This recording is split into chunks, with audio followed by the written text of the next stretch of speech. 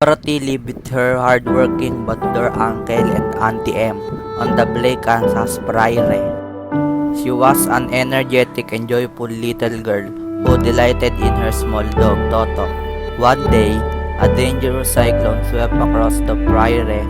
Toto hid under the bed in the farmhouse, so Dorothy did not make it into the storm cellar. The cyclone picked up the house with Dorothy and Toto still inside. As the hours passed, Dorothy tried to remain calm and eventually fell asleep.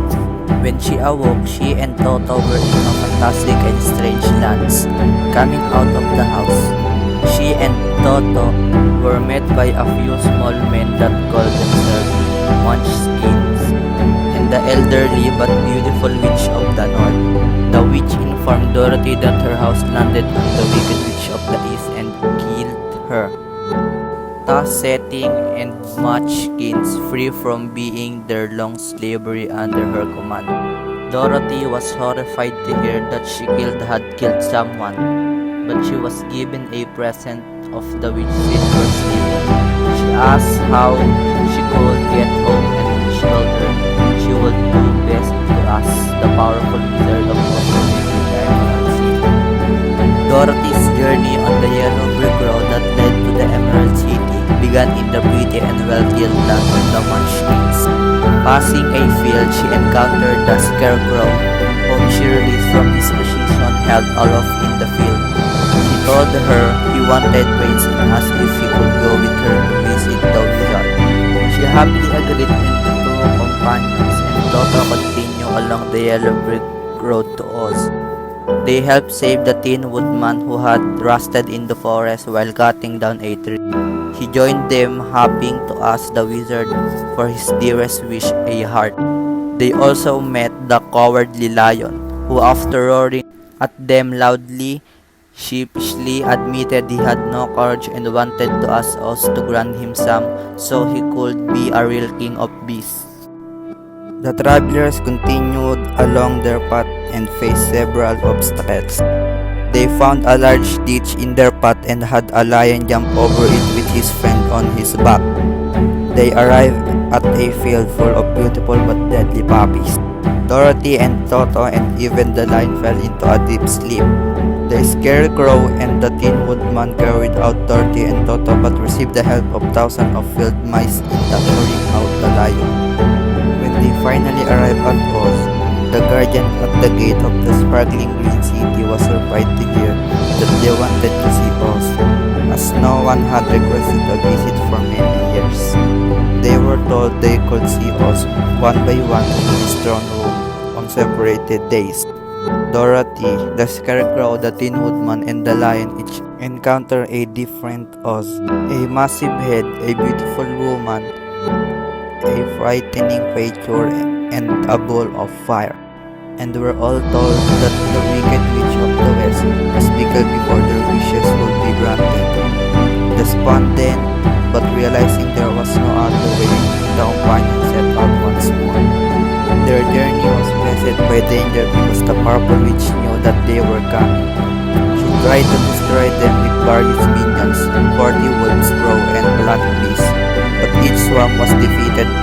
Finally, the witch sent the winged monkey after the travelers. The monkeys were bound to the golden cup, which said that its owner could command them to do whatever he or she wanted 3 times. The witch commanded them to destroy the Tin Woodman and Scarecrow and bring her Dorothy and the Lion. Dorothy, who she could not harm, since the good witch of the north had given her a mark of protections, was made to work in the witch kitchen. The lion was chained up when he refused to toil for her. One day, the witch noticed Dorothy's silver slipper and, realizing their secret power, tried to trip Dorothy so they would fall off her feet. This angered Dorothy, and she threw a pail of water on the witch. To her shock, the water melted the witch and Dorothy was free. This was heartening to those in the witchland whom she had enslaved the Winkies. Dorothy, Toto, and the lion left the witch castle and, taking control of the golden cup, commanded the monkey to take them to Emerald City. To their dismay, When they arrived in the Emerald City, the wizard claimed he could not have them. The lion roared loudly in anger, scaring Toto and sending him stumbling into a cartade. This revealed a small and earned old man. He was a mere ventriloquist and balloonist from Omaha who had accidentally ended up also when the window took his balloon far away from home. The Munchkins thought he was a powerful wizard, and while not a cruel man, he went along with the delusion. They built the Emerald City and lived happily under the wizard's rule.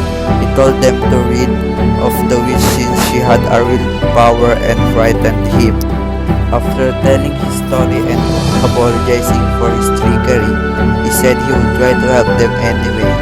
With a bit of good-hearted manipulation, he gave the Scarecrow, Tin Woodman, and Lion what they wanted, noting that each had displayed what they thought they lacked on the journey.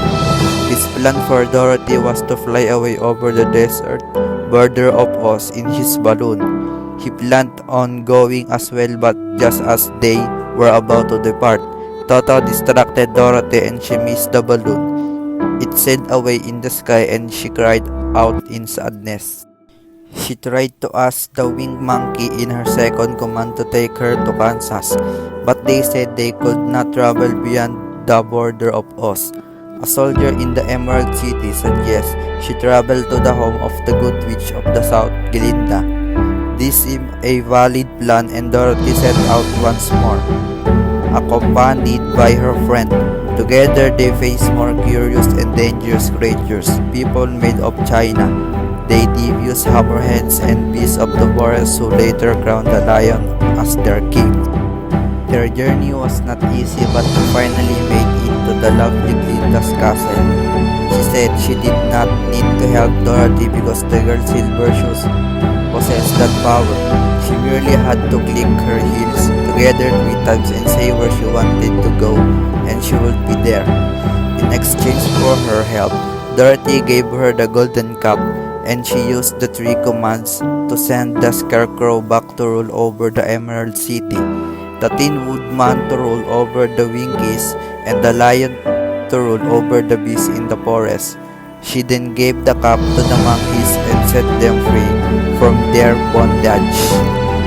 Dorothy kissed her friends goodbye and wished them well, and then clicked her heels together and said, "Take me home to Aunt Em." She ended up in the Kansas Prairie, the silver shoes having fallen off in the desert. She ran toward her Aunt Em, who was astonished to see her, and asked her where she had been. Dorothy replied she had been in Oz and was glad to be